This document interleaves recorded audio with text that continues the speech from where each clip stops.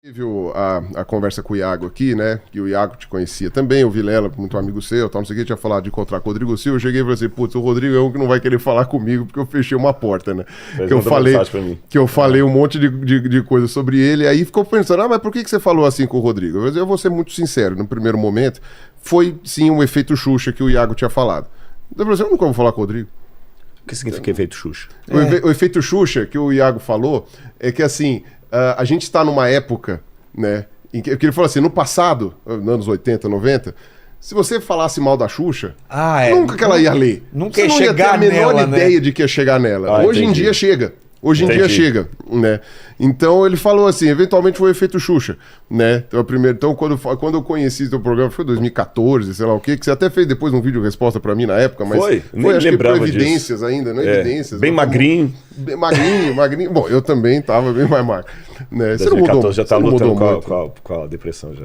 Mas você não mudou muito, não. Fisicamente você tá uso Jequiti. Oi. Então, e aí Mas até que aquele vídeo foi tranquilo até. Aquele vídeo não recebo nem muito xingamento e nem muita coisa assim também, né? E acho que também a minha ideia também não foi ser agressivo contigo. Mas fica aquela coisa, tipo, ele nunca vai ver. O cara trabalha com a televisão. Trabalha em igreja. O público de igreja nem me assiste mesmo. Vai ver outra coisa, né? E aí, eu também, sabe, e é uma ingenuidade, e até uma coisa muito, como é que se fala? Uma ingenuidade que eu talvez não devesse ter tido, dada a minha experiência, né, que eu posso dizer que eu tenho alguma experiência nisso, né, de achar que você nunca ia ouvir as coisas, e foi uma coisa meio que tipo, sabe? Mas talvez também, por entender de alguma forma, de falar assim... O que eu for dizer não vai fazer diferença para ele. Mesmo que ele fique sabendo, o que eu vou dizer não vai fazer diferença para ele. Ele não vai perder um seguidor sequer com o que eu digo. Não vai ganhar nenhum também. Talvez até possa ganhar, né? Quem é esse cara que ele tá xingando? Tá. Mas não vai perder um seguidor sequer. E não vou encontrar mesmo, né? Aquela coisa assim, inconsciente. Nada na cabeça. Assim, nada premeditado. Nada premeditado, né? E como se fala? E aí depois, né, eu tentei, obviamente, né, tomar sempre o cuidado de falar. Pode ver, todas as vezes que eu falei de você, eu falei, eu não duvido que ele seja um cara muito gente boa, né? E eu só falei das coisas que você falava e não de você.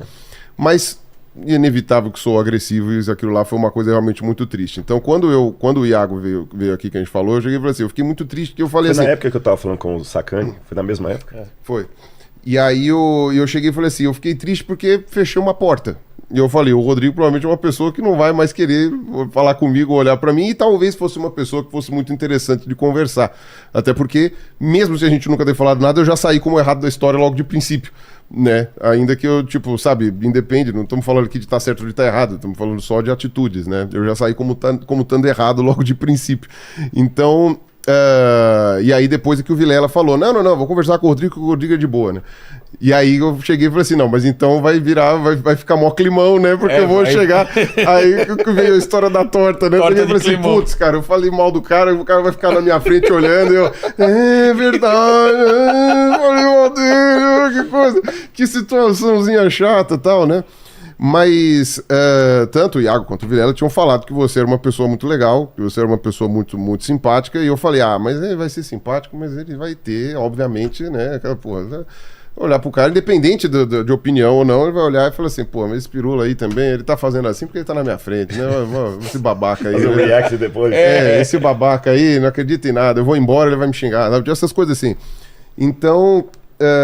Mas eu fiz questão de fazer esse encontro justamente porque eu cheguei e falei assim, tá errado o que eu fiz. Eu não tinha que ter falado desta forma, independente da discordância. Teve um dos podcasts que eu falei de uma maneira bem light, mas teve outros que eu tava... Bom, enfim, também foram dias ruins, mas isso não justifica, né? Mas aí eu falei assim, bom, então pelo menos... conseguindo encontrar pessoalmente com o Rodrigo, né, e tendo uma conversa assim, foi legal porque fora dos bastidores já começou o podcast, não foi aqui. Exatamente. Então já não houve absolutamente nenhum tipo de constrangimento. Quer dizer, constrangimento ficou eu. Eu que fico constrangido, né? Porque eu é que fui, sabe, fui recebido com uma outra face que eu não tinha... tudo bem, a minha ideia não era bater na face, mas acabou, né? Tipo, respingando e eu acabei sendo recebido. Então, eu que te devo desculpas, né? A fala da vaquinha lá não quer dizer nada. Eu que te devo desculpas pela forma como me referi a você em outras situações. Eu queria ter falado isso no começo do podcast, mas já que ficou toda essa coisa assim, acho que vale a pena falar agora, porque realmente você é uma pessoa que é igualzinho que as pessoas tinham falado que você era. Obrigado. Você é igualzinho, você é exatamente como as pessoas falaram. E isso é uma coisa boa, porque as pessoas falaram muito bem de você, as pessoas que te conhecem pessoalmente, né? Não quem te conhece do coisa, que, enfim.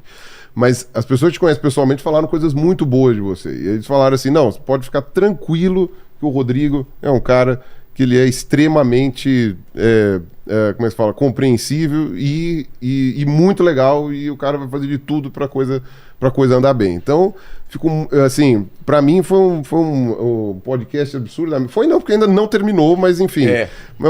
Mas só até agora foi um podcast que, assim, pra mim já foi um prazer extraordinário, talvez um dos mais legais que eu já tenha participado nesse período de podcasts. Exato. E tudo assim, porque foi uma coisa, assim, foi uma coisa de coração aberto. Amém. Não foi nada que foi assim, sabe, tipo, forçado. Amém. Não foi uma coisa. Não, mas pô, falar amém, né? Foi uma coisa. Amém é uma palavra que tem um significado, independente de acreditar ou não, esse significado verdade. É compreensível. Muito forte. Né? Se eu falo amém, eu não preciso necessariamente acreditar em Jesus para que, que a palavra tenha aquela força. É verdade. Né? Por isso que eu falo, ai meu Deus, né? Tipo, enfim. Mas então, pra mim, hoje tá sendo um dia muito legal, né? Ontem e hoje, né? Porque já virou meia-noite, já faz tempo, né? Então, tipo, pra mim tá sendo um dia muito legal porque eu tô conhecendo uma pessoa que eu tava triste de ter fechado uma porta. E que bom, então, que eu abri uma porta e uma janela. Segundo você, uma janela também, né? E você ganhou um irmão, pode ter certeza disso. Alguma coisa dessa. Eu sei que o Iago tá na frente da filha, não quer tirar isso dele, mas você tem um irmão. Independente de qualquer coisa, você tem um irmão. Agora... Uma coisa eu preciso pedir para não, isso também, não, coisa assim, uma coisa eu preciso perguntar para você, e isso daí não vai ficar fora não. Você falou que dançar você não dança. Cantar você canta. Canto. Ia ser o maior desperdício do universo pirula. Se esse cara não cantasse. Ia ser o maior desperdício com essa do voz, universo. né? Agora fala assim, você cantar música gospel. Não. Canto que você gosta. Mas só... Não. Não. A gente cantou aqui naquele episódio. A gente cantou. Só que hoje eu tô completamente afônico. Você viu que eu tava no início aqui, O que vocês cantaram no outro episódio? É que eu sou baixo. Na igreja adventista tem muita história de quartetos. Sabe aquele tipo, aqueles... Fugiu o nome, Barbershop Quartet. Que tem música secular e música gospel, né? E eu faço baixo. Então, por exemplo, tipo aquele... Yo ho hands, voice of colors high. É aquele tipo, quando eu tô com voz, porque eu cheguei afônico, vocês viram. Mas eu gosto de cantar assim. Não, mas o que eu ia perguntar não é isso. Eu ia falar de música romântica. Porque você ia pensar colocar aqueles tipo aquele Lou Rawls, assim, sabe? Tipo, como é que é? You never find. Não, no meu casamento eu cantei pra Laura Love Me Tender. Sério? Aí, olha só, tá filmado lá.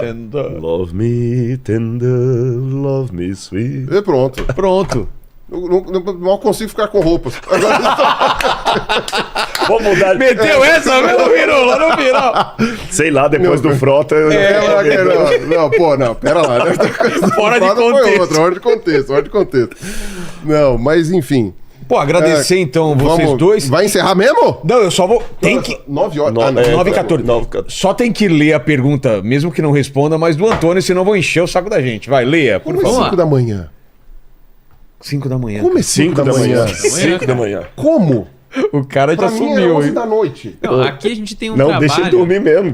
Não, isso é, sabe o quê? Isso aí é distorção do espaço-tempo. É time-lapse. Eu não consigo acreditar nisso. Não consigo acreditar. Não, a nossa meta aqui é inflacionar um pirula de duração. Vocês estão conseguindo. Porque antes de você começar a vir pra cá era 20 minutos o pirula de duração. Mas agora você vem pra cá e fica 10 horas e não, eu não consigo me conformar com isso. É uma distorção do espaço-tempo. Qual foi o recorde aqui? 10 horas. 10 horas Chama o Jaime. Mas não vou aguentar. não. Chama o Jaime, você precisa explicar como que isso daí funciona.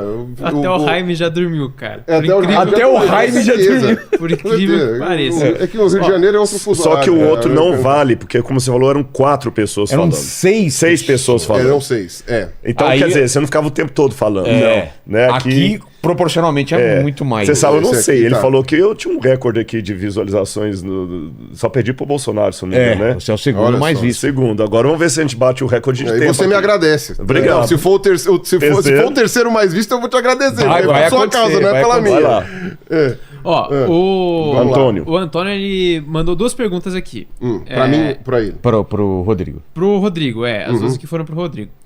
A primeira é, Rodrigo, você se retrata em relação à formação das camadas geológicas no dilúvio e que a Terra não tem milhares de anos?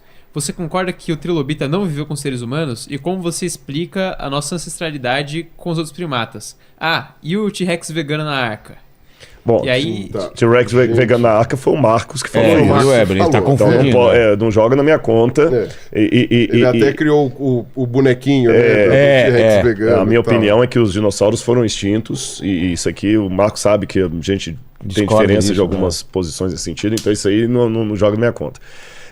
Retrata com relação ao trilobita viver com ser humano. Nunca falei que trilobita viveu com ser humano. Não me lembro disso, né? Qual foi a questão mesmo das camadas geológicas? Deixa eu pegar aqui pra eu ler E já certinho. completa a outra também. Vou ler essa parte da pergunta e depois já ler a outra, Tá. então, tá? Rodrigo, você se retrata em relação à formação das camadas geológicas no dilúvio e que a Terra não tem milhares de anos? Tá, não, vamos por etapas aqui. Em primeiro lugar, mais uma vez, eu quero apresentar aqui, o Marco sabe disso, é com muito respeito que eu faço isso aqui.